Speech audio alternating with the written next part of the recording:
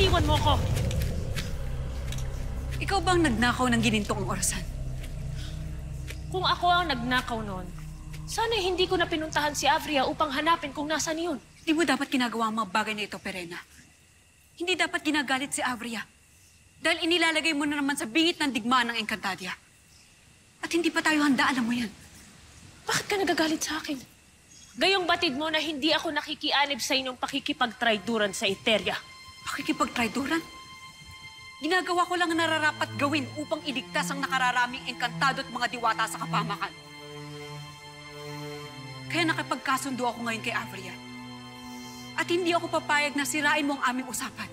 Hindi maaaring magkaroon ng dahilan si Avria upang makipagdigma sa atin. Nang dahil lang sa iyong pagiging makasarili. Makasarili? Bakit mo ibinabalik sa akin ang tagurin niyan? Dahil alam ko na kaya nais mong kunin ang ginintong orasan. Ay dahil nais mong makabalik sa nakaraan, tama ba?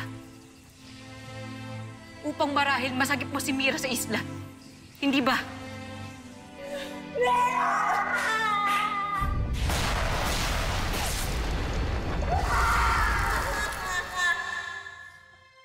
Nais lang namin makiramay. Hindi ko kailangan ng inyong pakikiramay. Hindi lang anak no napaslang, ha? Hindi lamang si Mira ang napaslang. Ngunit ang hindi ko maunawaan ay kung bakit sila lamang ni Lira ang namatay habang kayo ay nabubuhay. Hindi namin ninais ang mga nangyari. Kung hindi niyo ninais ang pangyayaring ito, sana'y wala na kayo sa aking harapan ngayon. Sabihin niyo sa akin, ano ang nangyari sa islang inyong pinagsasanayan? Bakit hindi niyo tinulungan sina Mira at Lira? Ano? Hindi ba tama ako? Na totoo ngang makasarili ka? Kaya baliwala sa'yo na mapahamak ang buong Encantadia. Basta makuha mo lang yung nais. Oo! Pagkat hanggang ngayon na hindi ko pa rin matanggap na wala na ang aking anak at si Lira. At lalong hindi ko matanggap na nakikipagmabutihan pa kayo sa Hara na nag-utos na sila ay paslangin. Kaya kahit na ano pang sabihin mo, gagawin ko ang lahat upang makuha ang aking nais. Nang sa ganon ay maparusahan ang mga nagkasala sa aking anak at Hadia!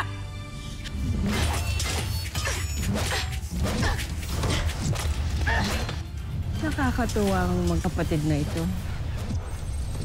Sila naglalabanan. Sige lang, mga warka.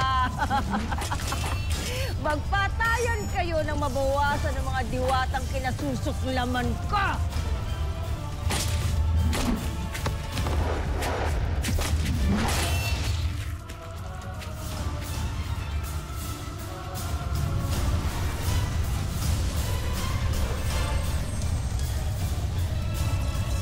Kung wala sa mga diwata ang hininto ang orasan,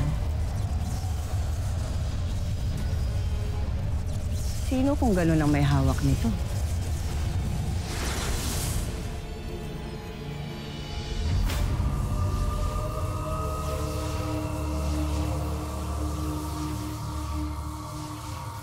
Ang pinakamakapangyarihang bagay na pag-aari ng Eteria.